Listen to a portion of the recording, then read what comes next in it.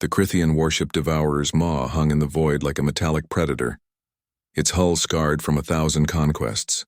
Inside its brig, Cora Matthews sat with her wrists bound in graviton cuffs, her brown hair matted with dried blood, but her eyes, those defiant human eyes, still burned with unbroken fire.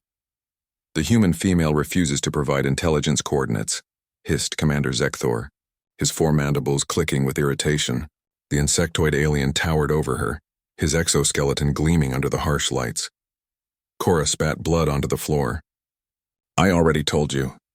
I'm just a cargo hauler. I don't know anything about Earth's defense grids. Lies." Zekthor's clawed hand struck her across the face. "Your ship carried military-grade encryption codes. You are a spy. I'm a hauler." Cora's voice was steady despite the pain radiating through her skull. "Those codes were in a sealed diplomatic container. I was just transporting it." For 3 cycles, they had interrogated her. For 3 cycles, she had given them nothing. The Crythian Empire had been sweeping through the outer colonies, crushing resistance with brutal efficiency. Humanity was young to the galactic stage, barely 2 centuries since first contact, and species like the Crythians saw them as soft, weak evolutionary newcomers. Zekthor's mandibles spread wide in what passed for a smile among his kind. "Very well, human. Since you have no value, we shall dispose of you in the traditional manner." He gestured to his soldiers. "Throw her out the airlock." Cora's heart hammered, but she kept her face impassive. "Coward, can't even kill me face to face. Why waste ammunition on garbage?"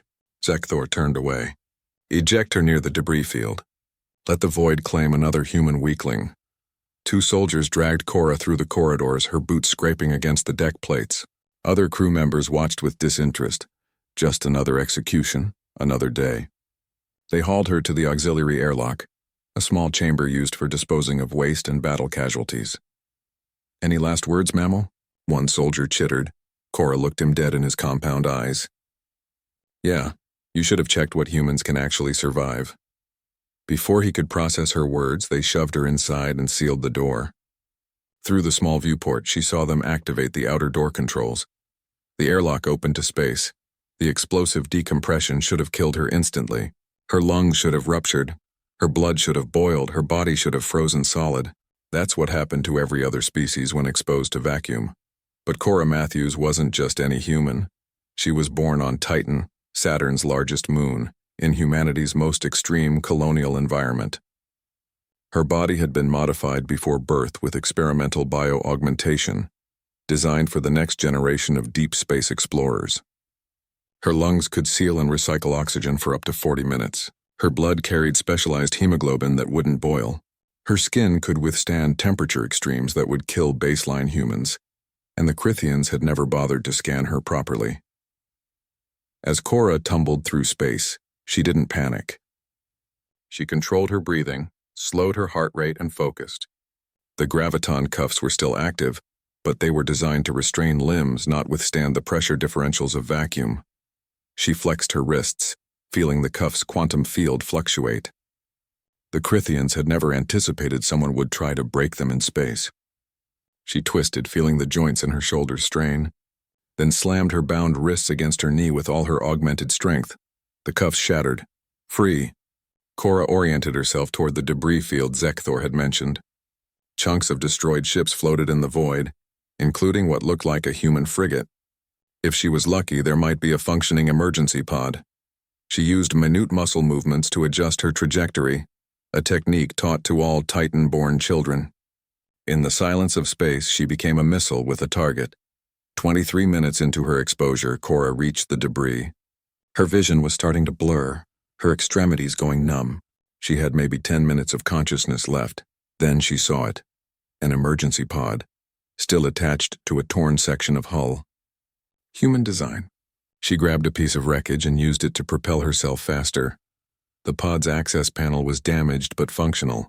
With freezing fingers, Cora punched in the universal emergency override code, 6 digits every human spacer knew by heart. The hatch opened. She pulled herself inside and slammed the emergency seal.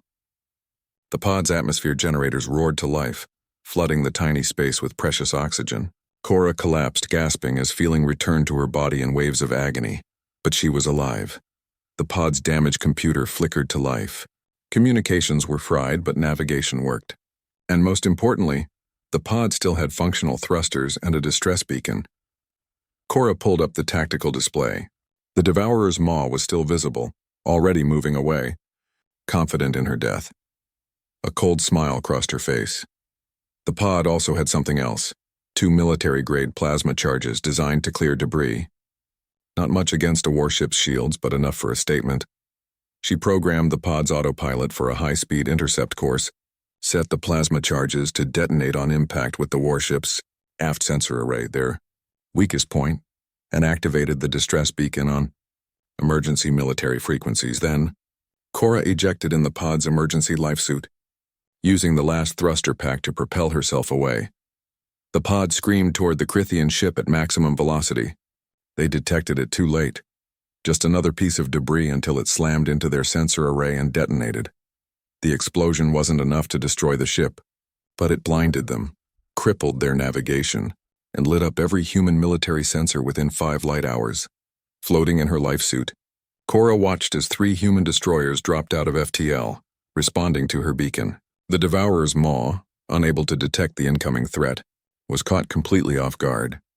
The battle was short and decisive. Later, aboard the destroyer Indomitable, Cora sat in the medical bay while Adam Chen, the ship's captain, reviewed her report with barely contained amazement.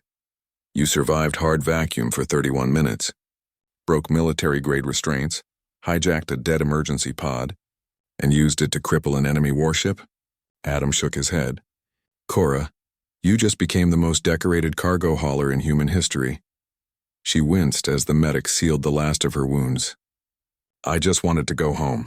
Well, you're definitely going home. Adam grinned. Right after you accept a commission in naval intelligence. We need people who can survive anything. Word of Cora's survival spread through the galaxy like wildfire. The Crithians had thrown a handcuffed human woman out of a spaceship in hard vacuum, expecting her to die like any other species would. Instead, she had turned it into a weapon and crippled their warship. Humanity's message was received across 1,000 worlds. Underestimate us at your peril. The Crithian Empire never made that mistake again.